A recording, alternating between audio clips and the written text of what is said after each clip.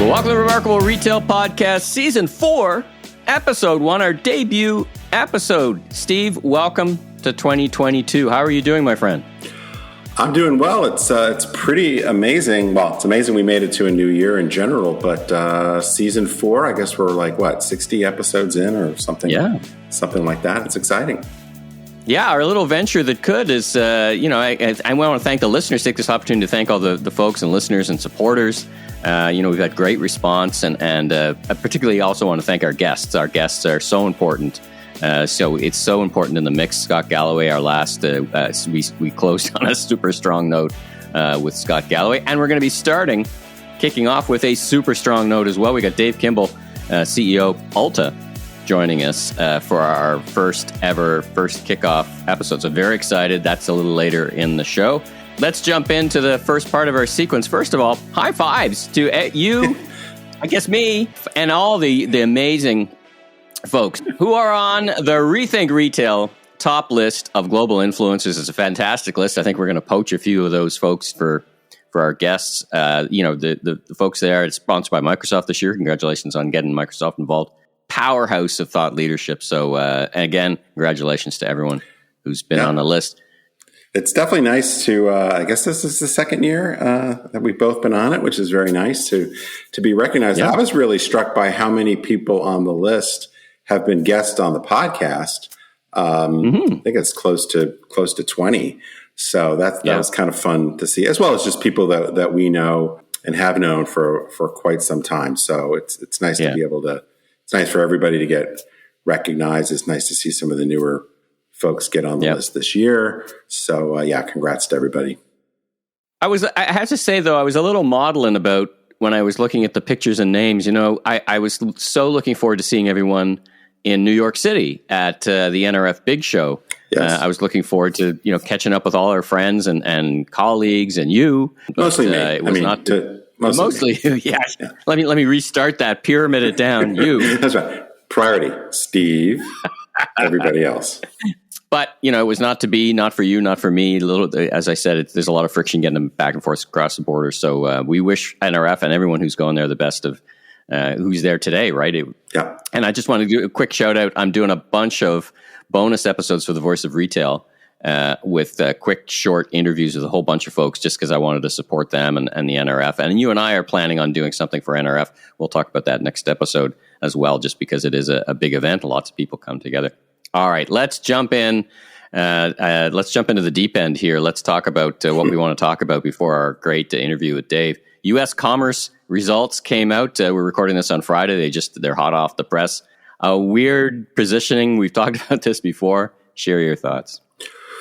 Well, the thing we keep talking about is this focus, obsession, whatever, with the month-over-month numbers. And, I'm just finishing up a Forbes piece, so that'll be posted by the time this comes out.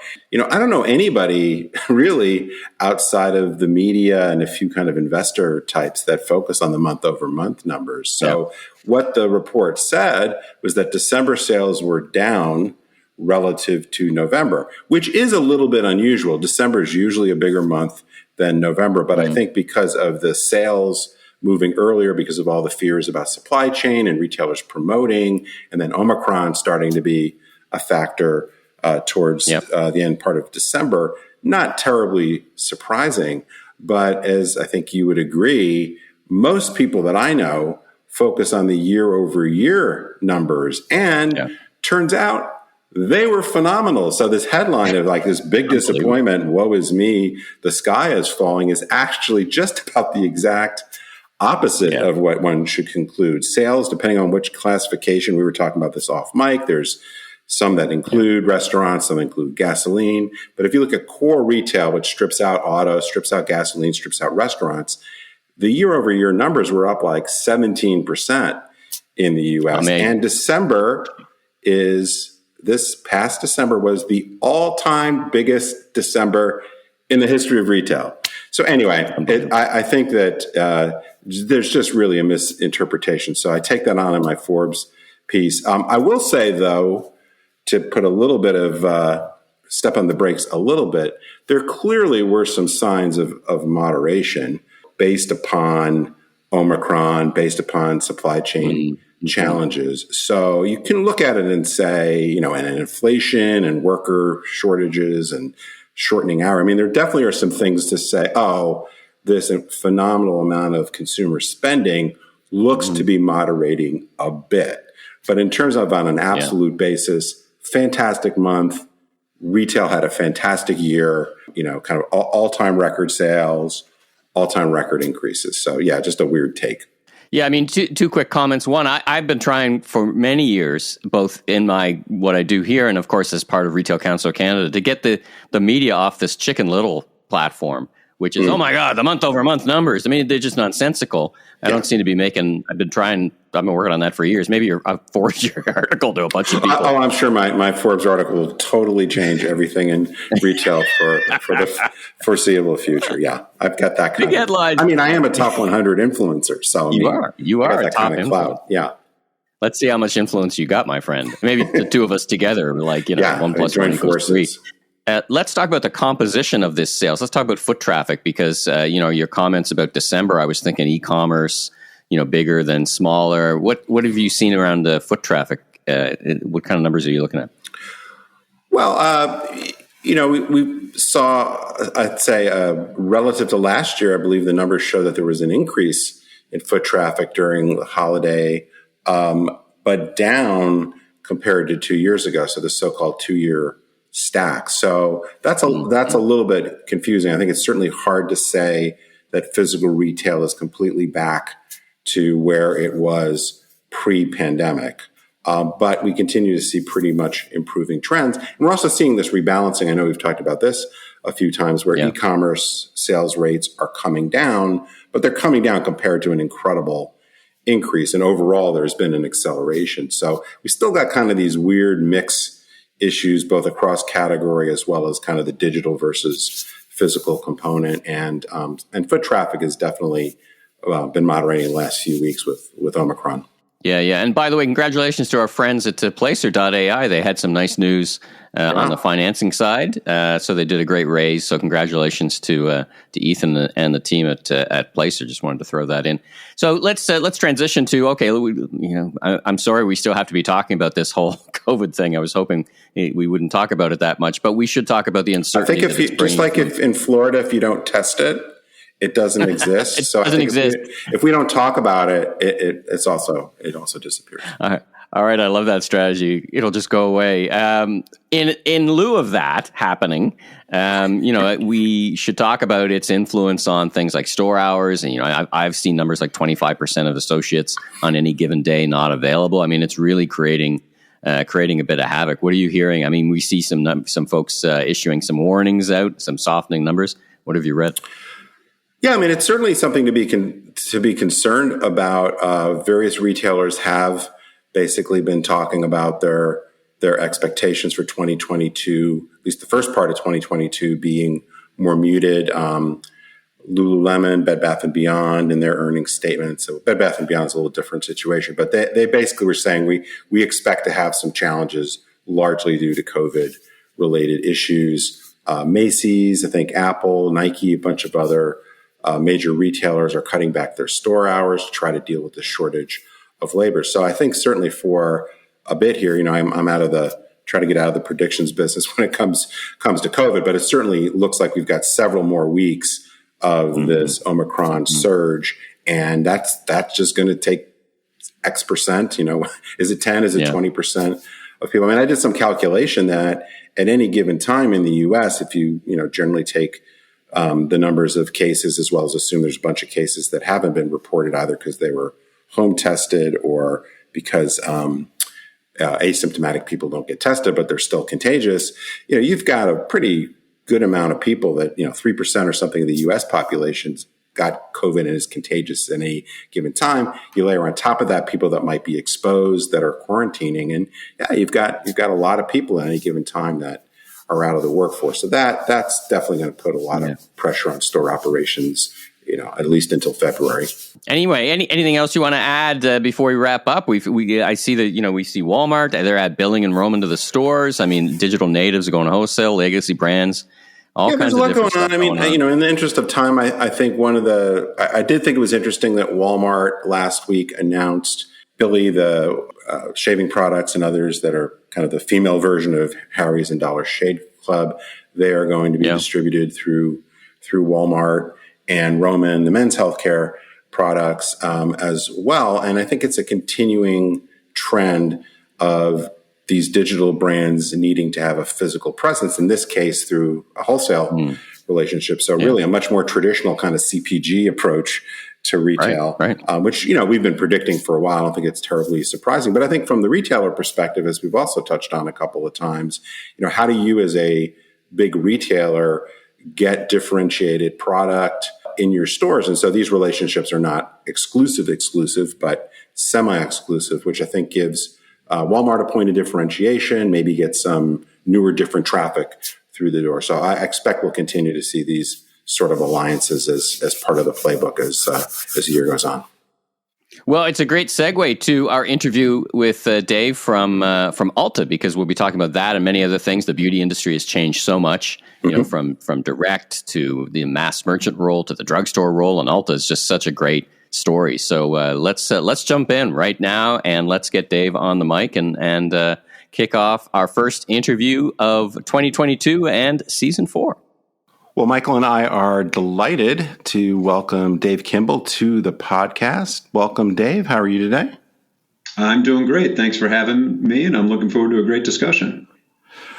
Well, your company is one of the most exciting stories in retail, so we're very excited to dig into that in just a second. But what we usually like to do is just have the guests give us a little bit about themselves and their personal journey and the work they do. So if you won't mind starting there, and then we'll delve into some of the exciting things going on at Ulta. Absolutely. Well, again, thanks for having me. Just briefly, I from the Midwest, grew up in Indianapolis, and my first job was actually in Indianapolis in banking and commercial lending, but decided that wasn't where I wanted to focus my career. So after business school, made the shift into consumer businesses, mostly on the CPG side, first at Procter & Gamble in beauty. Didn't know then that my career would circle back to beauty, but spent about 5 or 6 years in beauty at P&G, which was just a great place to learn and understand the importance and power of beauty and marketing and consumer connection. Then a number of years at Pepsi and in Chicago, spent some time in Burlington, Vermont at a cool company, Seventh Generation, small independent company at the time that was doing some pretty interesting things in sustainability. Came back to Chicago and really got into retail for the first time, direct into retail, but in the mobile space at U.S. Cellular. We had about 1,000 stores across the country and learned a lot through the lens of mobile, but then made the leap full into retail when I joined Ulta Beauty 8 years ago. First, leading marketing and then merchandising and e-commerce and our loyalty program, store design, all aspects of our consumer business, and I love it. And was fortunate enough to have the opportunity to step into the CEO role here last June, so a little over 6 months ago, and I couldn't be happier. The best time in my career for sure, and we're really optimistic and excited about the path ahead, and I'm grateful to be part of this team and this organization as we look to the future. Well, maybe we'll get into a little bit how that diverse background has informed what you're doing now at Ulta. But on the off chance there are some listeners, and we do have a pretty good global audience, so I imagine there are some, but can you just give us kind of a high-level view of what Ulta is about, how the brand has evolved over the last few years, and then we'll talk more about your growth strategies going forward. Great. Well, Ulta is about a little over 30 years old. Started here in Chicago, where I am right now, two entrepreneurs that had spent most of their career in retail had an idea to create something new in beauty, and their insights that they developed in their original business plan. And I've had a chance to meet one of them and spend time with understanding their thinking. That their insights really continue to drive our business today. And so their vision was to disrupt beauty and disrupt it in a way that meets consumers' needs in a differentiated way. One of the core things they identified was most beauty retail at the time, and still largely today outside of Ulta, is separated due to industry standards, not due to consumer engagement, and that's by mass and prestige. And we're the only retailer in the U.S. and among only a handful across the globe that bring together a complete assortment of beauty from across all price points, mass, entry level, all the way up to high-end luxury, and everything in between, and across all categories: makeup and skincare and hair care and fragrance and bath, and increasingly into wellness and accessories, just everything beauty. We call it all things beauty, all in one place. And that's been a big part of who we are, and what we've been delivering to our guests, and our guests respond to it. They saw that in the research they did 30 years ago, and it continues to be relevant for consumers today in every bit of research. And I think it's been a big driver of our success. On top of that, our founders and us today that are leading the company have had a long-term commitment to what we call human connections, creating experiences in first and foremost in our physical environment, but increasingly in every touch point that we have with our guests that recognize the importance that beauty plays in our consumers' lives. Beauty is so emotional. It's so important to how people express themselves to the world. It's such, fundamentally about, individual choices and how people feel about themselves. And so with that emotion comes a great opportunity and a responsibility to deliver an experience that recognizes the human elements of that. And we have worked hard for a long time to create a culture and an environment that allows our guests to come in and what we describe as discover the possibilities that lie within each of them through the power of beauty. We feel we're not in the business to make people beautiful. They already are. We're just here to, give them an environment that allows them to express themselves however they want. And that's been a big driver and really differentiates us. And so we're really proud of the success we've had. We've grown into, over these last 30 years, into the largest retailer in the U.S., a beauty retailer in the U.S. We have 1,300 stores, 40,000 associates. We've shared publicly that we'll finish this fiscal year, which wraps up in just a couple of weeks, over $8 billion in sales, and we see a lot of opportunity ahead. So excited and optimistic about the future, and really proud of what we've delivered for these last 30 years. Well, it's a phenomenal story and really an incredible track record of success. So I'm interested in, it sounds like there's this original insight that really drove the business model, the business format.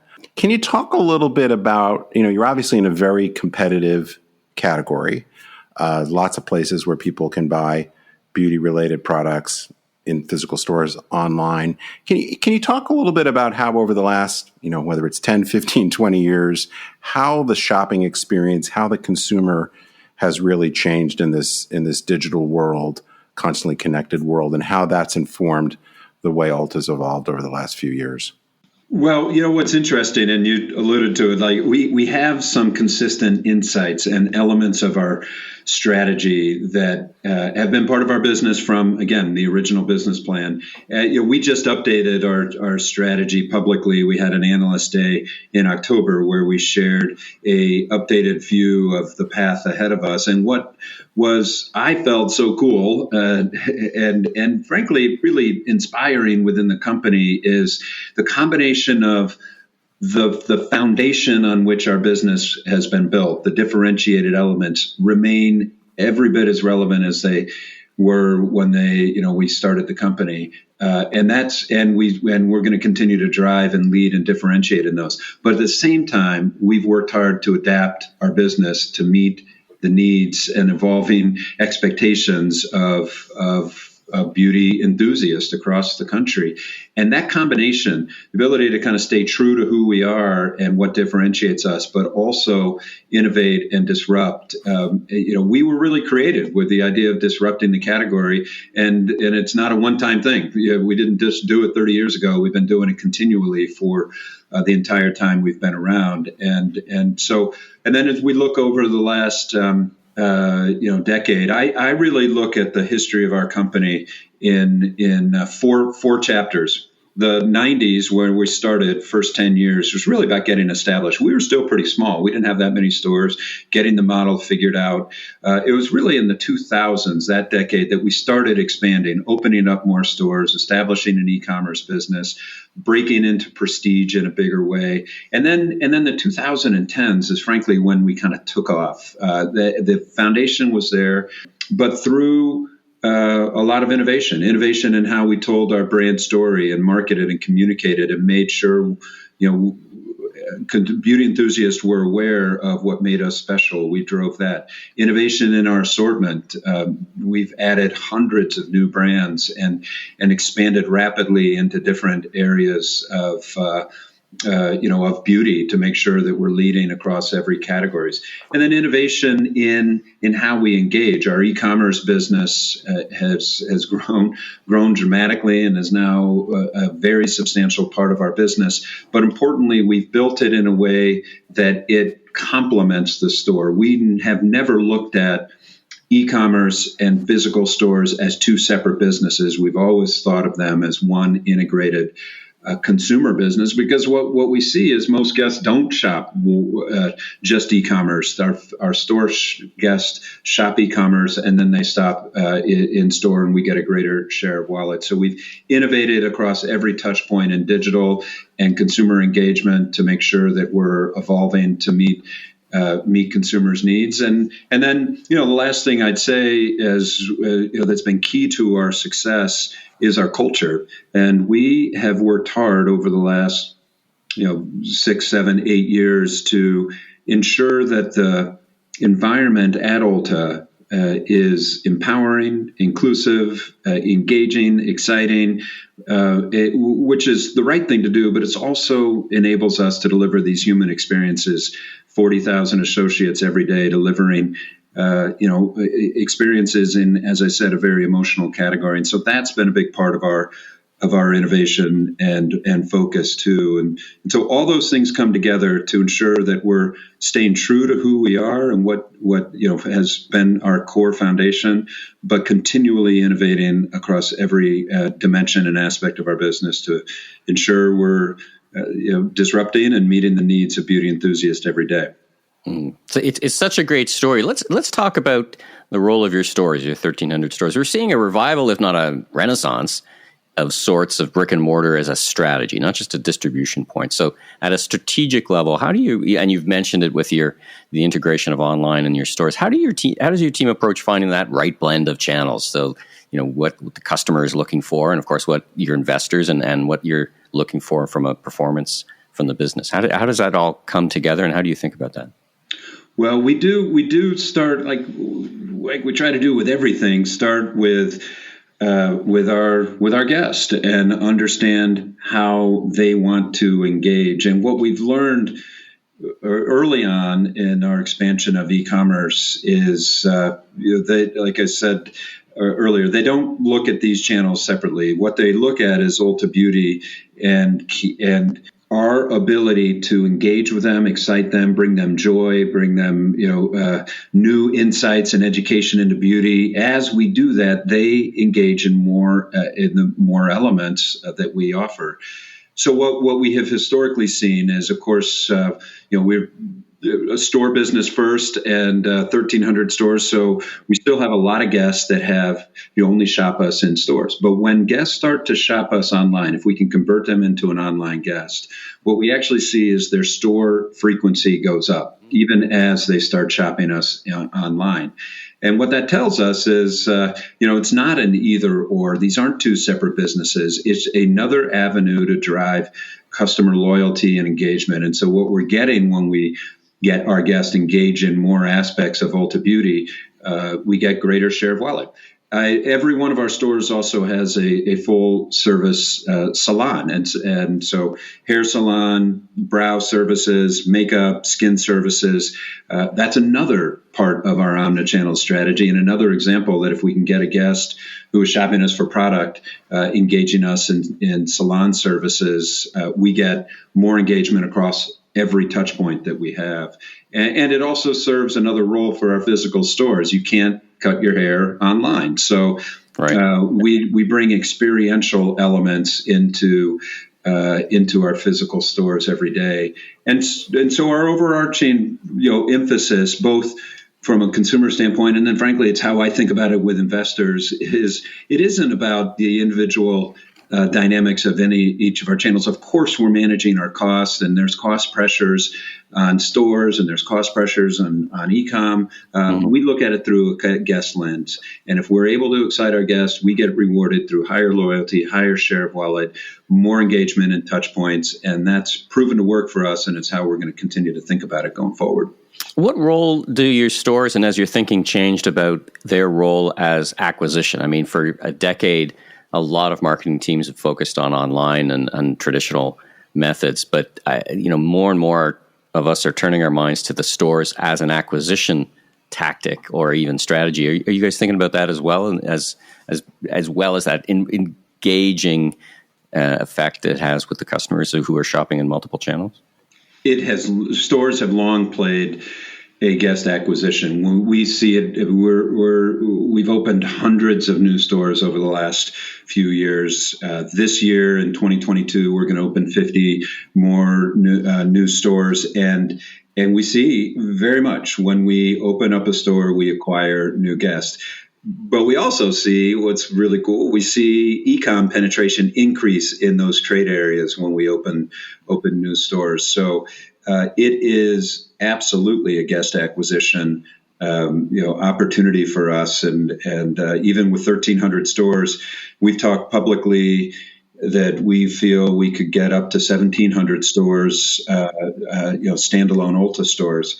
We also have expanded our physical presence in other ways, including our partnership with Target. So we now have 100 locations of Ulta Beauty inside Target, and that relationship will expand in physical retail. And we see that as a guest acquisition by, again, giving them a physical way to interact with Ulta in a new and different environment. And so physical retail very much complements our digital efforts in attracting new guests. And in fact, when we're able to get them engaged in both, that's when we really hit the sweet spot and have, really highly valuable guests that are fully loyal and engaged with Ulta Beauty.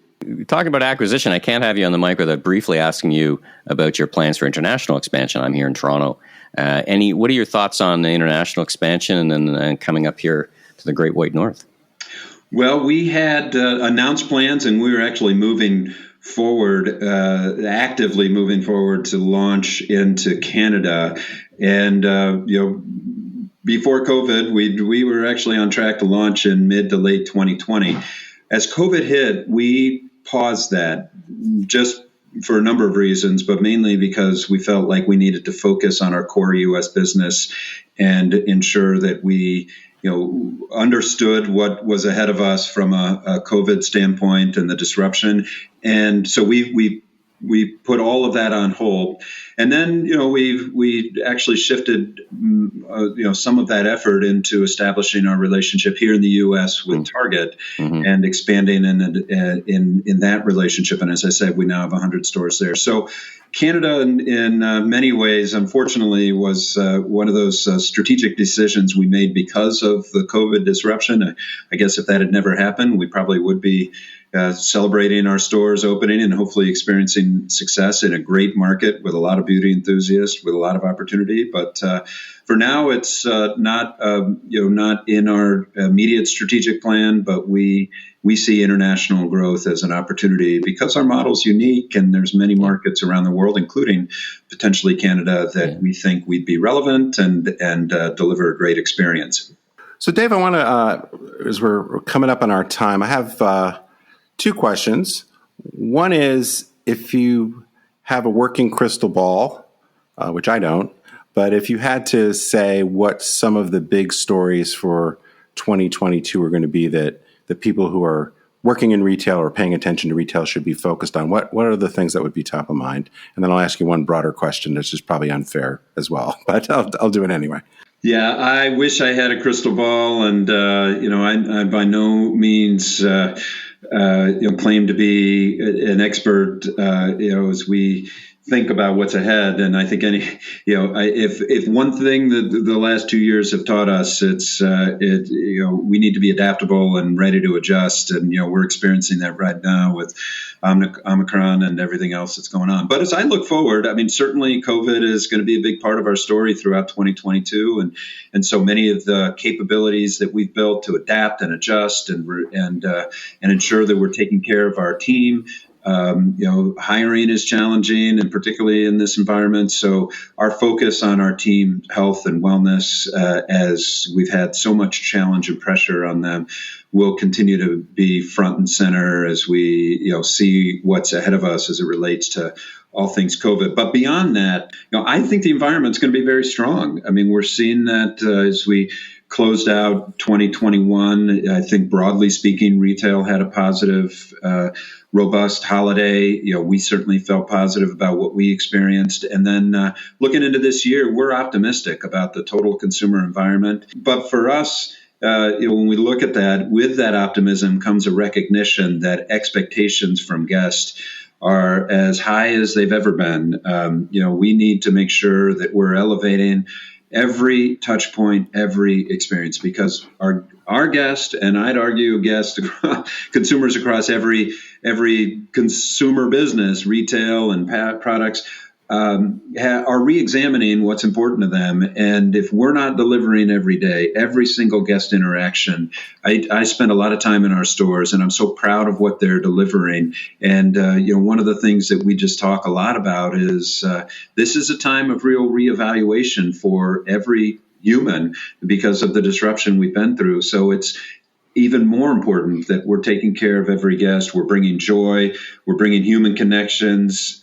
We are bringing light in moments of darkness. We're finding ways to engage, and we eliminate the things that, frankly, kind of are drag about shopping, both in store and online, because there's less tolerance for that. And so that's going to be our big focus. We have a number of strategies, but if I raised it, it's ride through COVID, take care of our team, adapt and adjust, and make sure we are delivering for our guests in really human, joyful, positive ways every day. And I'm pretty confident about the path ahead, but we know there's going to be some twists and turns for sure. Well, that's such an uplifting message that perhaps we'll just leave it there, because I probably would drag us back down into some minutia. But I really love talking. I mean, I one of the things I talk a little bit about it in my book, one of the 8 essentials, is this idea of being human-centered, bringing more empathy, more joy, more kind of a soulful connection to retail. And I really love that's such a cornerstone of what you're doing. So we'll leave it there. Dave, thanks so much for joining us. Really appreciate all your perspectives. We'll put a couple links. Actually, one of the reasons why we reached out to you, even though you were on our list for a while, was I really loved what you said in your Investors Day presentation. So perhaps we'll do a link to that so people can get some more of the details, more of the exciting growth strategies that are being implemented in the future. But thanks so much for joining us, Dave. Really appreciate it, and Happy New Year. Thank you. Happy New Year to both of you. And thanks for your interest in Ulta Beauty. And let's hope for a really great 2022 for all of us. If you like what you heard, please follow us on Apple, Spotify, or your favorite podcast platform so you can catch up with all our great interviews and insights, and new episodes will show up each and every week. Be sure to check out our YouTube channel. And last but not least, tell your friends and colleagues in the retail industry all about us. And I'm Steve Dennis, author of the best-selling book, Remarkable Retail: How to Win and Keep Customers in the Age of Disruption. You can learn more about me, my consulting, and keynote speaking at stephenpdennis.com. And I'm Michael LeBlanc, producer and co-host of the Conversations with Commerce Next podcast, the voice of retail podcast, keynote speaker, and host of the all-new Last Request Barbecue Cooking Show on YouTube. And you can learn even more about me on LinkedIn or emmyleblanc.co. Have a safe week, everyone.